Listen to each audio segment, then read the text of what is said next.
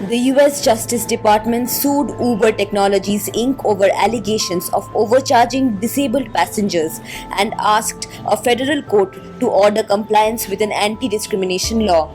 The lawsuit was filed in the US District Court in San Francisco.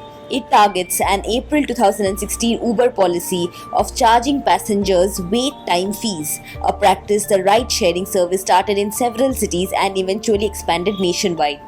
It alleges that the policy violates the Americans with Disabilities Act, saying blind people or users of wheelchairs or walkers need more than 2 minutes to get into an Uber car. Assistant Attorney General Kristen Clark for the Justice Department Civil Rights Division said, and I quote, "People with disabilities deserve equal access to all areas of community life, including the private transportation services provided by companies like Uber."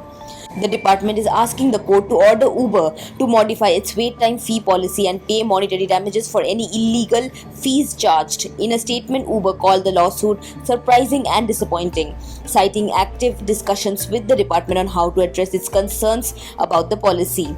The company said, and I quote, "Wait time fees are charged to all riders to compensate drivers after 2 minutes of waiting, but were never intended for riders who are ready at their designated pickup location but need more time to get into the car."